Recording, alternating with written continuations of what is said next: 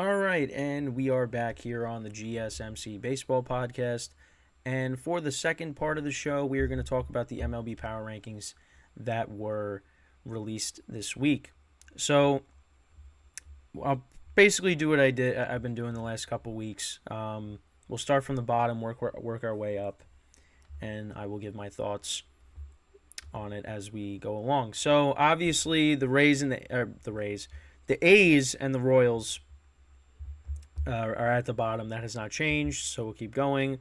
The Rockies, they went from 27 to 28, so and the White Sox moved up a spot, so they just switched. Nationals stayed the same. Cardinals stayed the same. Angels stayed the same. The Mets went down a spot.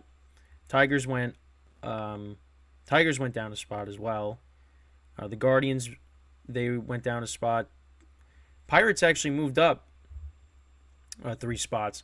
And partly, and I really didn't talk about this. I did mention it, but the Pirates, against the Reds on over the weekend, I think it was Saturday. They had their largest comeback in franchise history. They were down 9-0 to the Reds, and they came back and they ended up winning the game.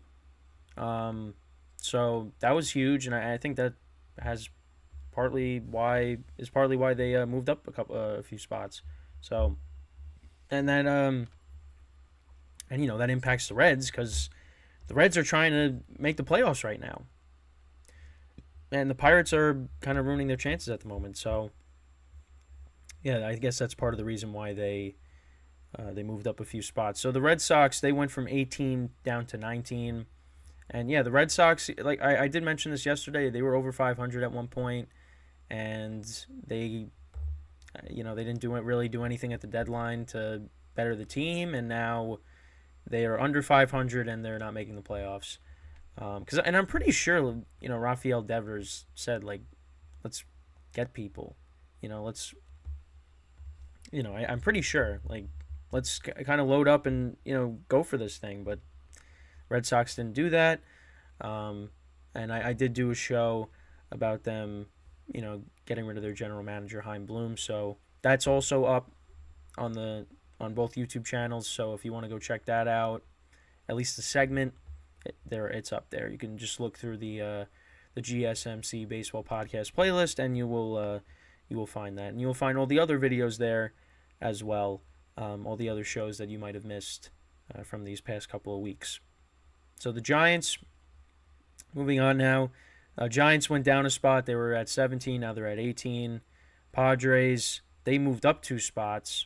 They were at 19. But, yeah, again, listen, the Padres, very disappointing season.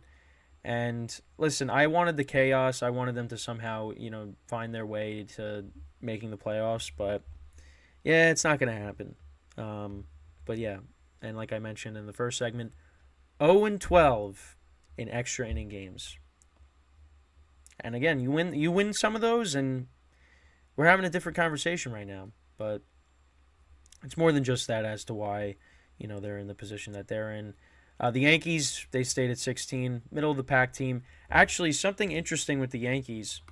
So since I think it was August 28th, they are 17-9, and that is the best record in the majors. Too little, too late. And August 28th is, it's like around the time. Was it around the time that they called up Dominguez? Let's see. Hold on. We got to go back for a second. Let's see. August 28th. August 28th, they played the Tigers. Oh, so they were still way under 500. Yeah, so so September 1st is when they called up Dominguez, right?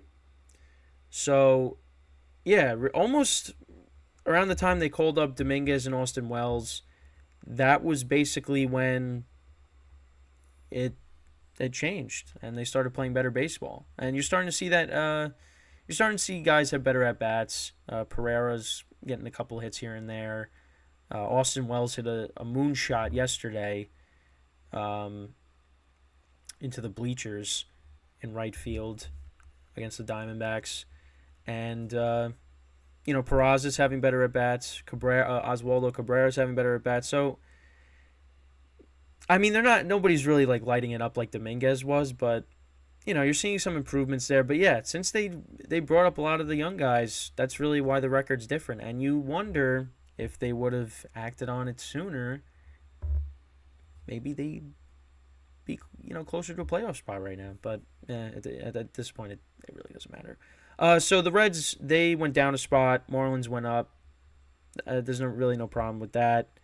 The Cubs, they went down a spot.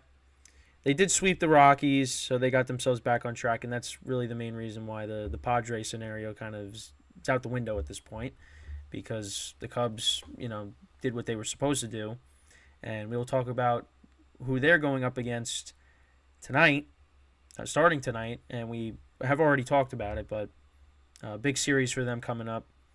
Diamondbacks, they were at 13, then they jumped to 12. Again, they lost 2 out of 3 to the Yankees. I don't know why. Again, still don't know why I said that they, had the first 2 games, but that was a series they should have won, and they did not. They should have won yesterday, and we'll get into that, but they fell to the Yankees again, losing that series, and we'll talk about it when we recap the games from yesterday. Then the Mariners, they went from 10 to 11.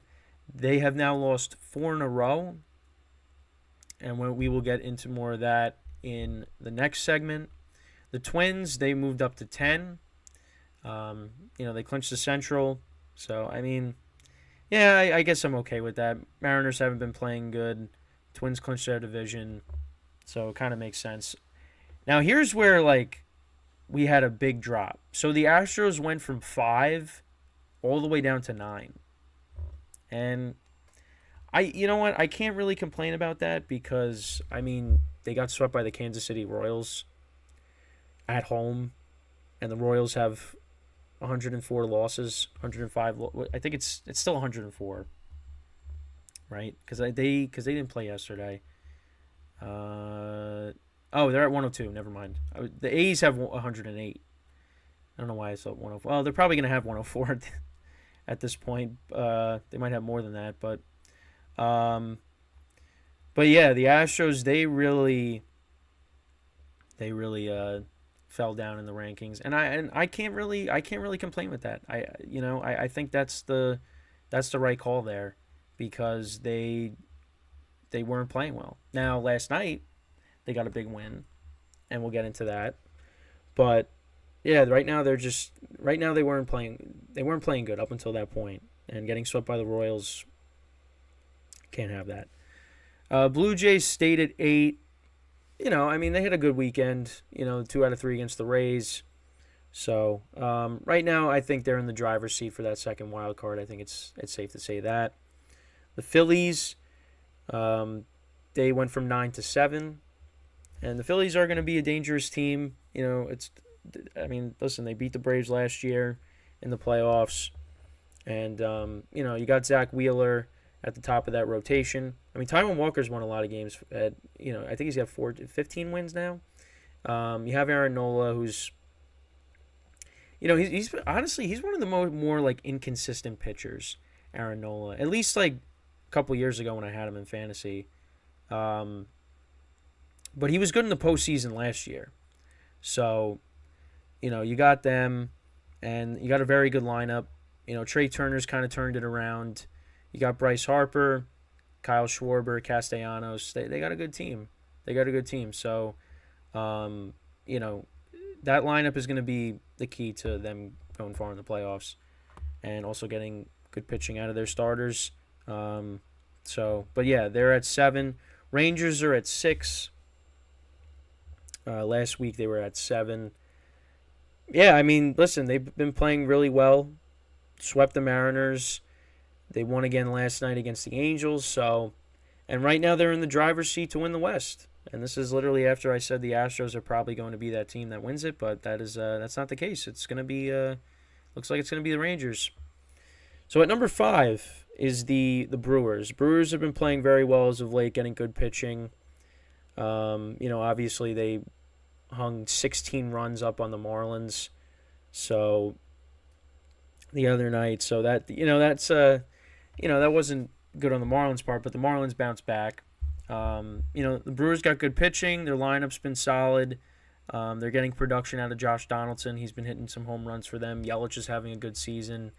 So, yeah, I mean, for me, it's all about the lineup and how they produce in the postseason, because that's kind of like what's been their issue as of late. So we'll see what they could do in the playoffs. That's an underrated team going into it, because especially, again, with their pitching. And also at number 4, so you got the Rays. They went down from 3 to 4.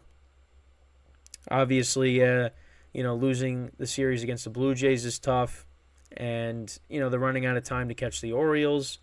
So I don't really have any complaints there. The Rays are going to end up being that top wild card spot and having home field, at least in that round. So, really no concerns there. So then you got the Orioles at 3. I mean, I'm fine with that too, because I just think the other two teams, you got the Dodgers and you got the Braves, they're better than the Orioles. They are. But, I mean, the Orioles now are at 97 wins on the season, and they just got to go 3-3, and they win 100 games this year. And that's very impressive, especially because of, and, I went over it, the kind of years that they have had, before this year. It's incredible the turnaround that they have had. And listen, like, winning 100 games is all, and they're going to have home field. Winning 100 games is awesome, and you're going to have home field if you clinch the division. So, and they had a big series win over the Astros.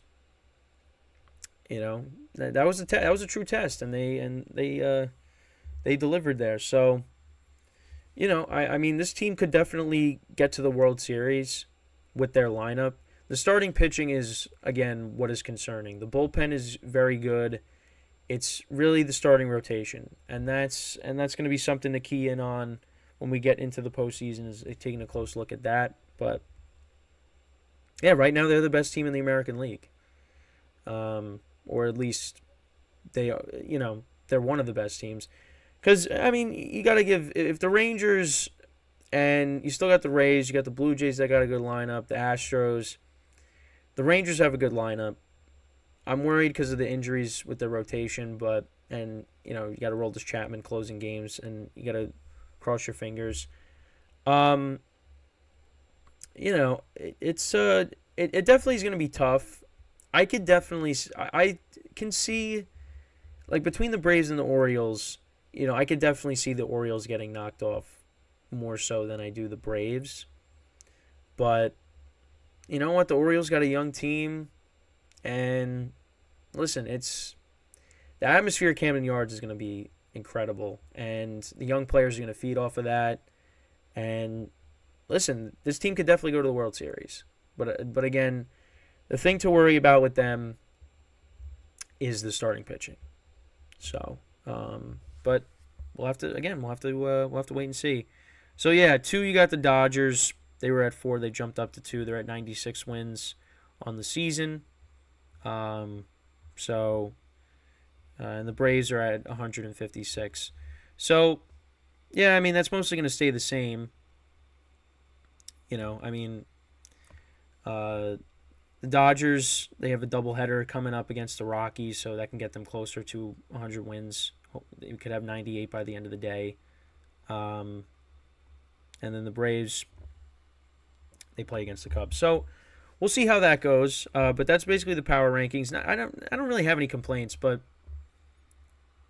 I did understand last week why there were some complaints, because the Marlins swept the Braves and they weren't as high and things like that. But yeah, so that's basically it with that segment regarding the power rankings. So with that, we're going to take our second break of the show, and then when we come back, I will talk about the games from yesterday and talk about the updated standings regarding that. So stick around, and we will be right back here on the GSMC Baseball Podcast.